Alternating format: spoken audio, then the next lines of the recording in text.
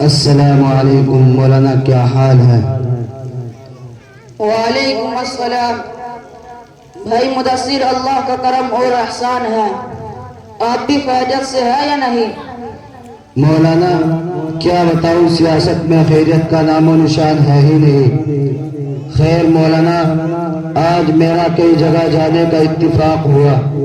اکثر جگہ 26 جنوری کا تقریبی پروگرام دیکھا تو جی چاہا کہ مولوی صاحب کی خدمت میں حاضر ہو کر اس محب وطن عزیز ہندوستان کی تاریخ و تحریک انقلاب اور اس کے کارناموں نیز اس کی تہذیب و تمدن اور ثقافتی کارناموں پر روشنی ڈالے، کیونکہ سیاسی لوگوں سے زیادہ معلومات مولوی کو ہی ہوتی ہے۔ بھائی مدثر، آپ نے صحیح فرمایا، واقعی آج یوم جمہوریہ ہے۔ ہم لوگوں کا یہاں جمع ہونا بھی اس کی شہادت ہے۔ یہ گلشن ہند جو صدیوں سے انگریزوں کا غلام رہا ہے، انتھک کوششوں کے بعد اگست 1947 عیسوی کو افق ہند پر آزادی کا سورج طلوع ہوا تھا، اور پھر حصول آزادی کے بعد ملک کے معماروں، اس کے مخلص بہی خواہوں اور آئین کو ترتیب دینے والے روشن دماغ دانشوروں نے اس ملک کی گنگا جمنی دیرینہ روایات کو برقرار رکھنے کے لیے اس کے سیکولر اور جمہوری نظام اور اس کے قواعد و ضوابط کو اسی تاریخ یعنی 26 جنوری میں تیار کیا تھا۔ ہمارا یہ ملک صدیوں سے تہذیب و تمدن اور مذہب کی آزادی کے لیے بین الاقوامی دنیا میں مشہور رہا ہے، مگر آج چند سیاسی پارٹیوں کی وجہ سے فرقہ پرست طاقت اقتدار پر قابض ہو گئی ہے، اور وہ دستور میں دی گئی حقوق اور اس کے سیکولر جمہوری نظام کی دھجیاں اڑا کر ملک کے سیکولر بنیادی ڈھانچے کو برباد کر رہی ہے، جس سے پورے ملک کا امن و امان رخصت ہو چکا ہے۔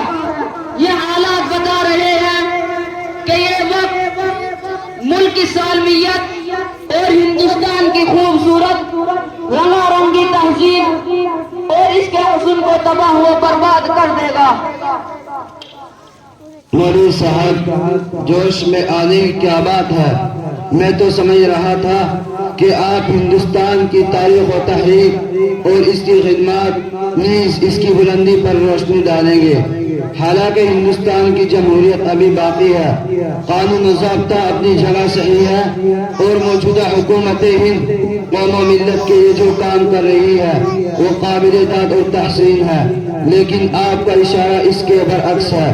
آپ قانون کے دائرے میں آ کر بات کیجیے۔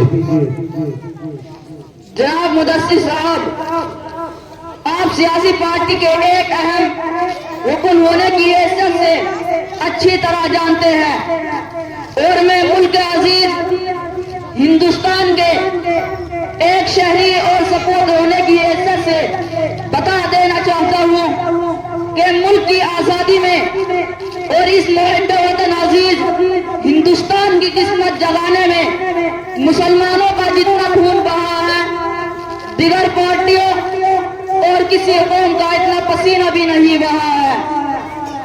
کس قدر شرمناک یہ رویہ کہ جن کو ہم نے ملک کی آزادی اور ہندوستان کی سلطنت کو گلدستہ کی شکل میں عطا کی تھی، آج یہ ملک کے نوخور انگریزوں کے دلال فرقہ پرست جماعتوں کے رہنما ملک کے اقتدار پر بیٹھے تعصب اور غیر جانبداری کا شکار ہو کر ملک کے سیکولرزم اور جمہوریت کو مٹا دینے میں مصروف ہے۔ اور یاد رکھو، یہ مسئلہ صرف مسلمانوں کا ہی نہیں بلکہ پورے ملک کے نظام اور ڈھانچے کا ہے۔ اب فیصلہ کرنا ہوگا کہ ملک گاندھی جی اور ملک کے آئین کو ترتیب دینے والے روشن دماغ دانشوروں کے راستے پر چلے گا یا RSS کی فرقہ پرستی اور دہشت گردی پر۔ پہلے یہ طے کرو کہ وفادار کون ہے، پہلے یہ طے کرو کہ وفادار کون ہے، پھر وقت خود بتائے گا کہ غدار کون ہے۔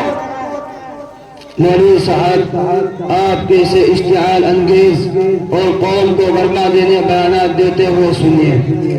یہ ملک ہندوستان آئینی اعتبار سے جمہوریت اور سیکولرزم کا پابند ہے، اور ہر سیاسی پارٹیاں یہاں تک کہ بھارتیہ جنتا پارٹی بھی جمہوریت اور سیکولرزم کے نعروں کے ساتھ کرسی اقتدار تک پہنچی ہے، اور RSS ہماری ایک حساس و فعال تنظیم ہے جو حکومت ہند کا شانہ بشانہ ساتھ دیتی ہے۔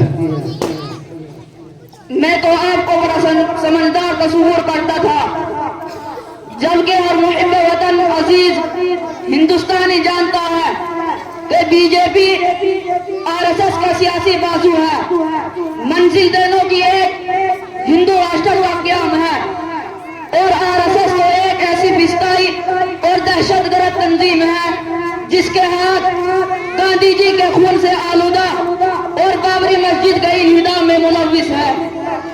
گجرات کا سانحہ ارتحال بھی ان کی سوچی سمجھی سازش سیاست کا جز ہے، اور یاد رکھو یہ ملک کسی ایک مذہب یا کسی خاص نظریے کی جاگیر نہیں ہے، بلکہ یہ ملک سب کا ہے۔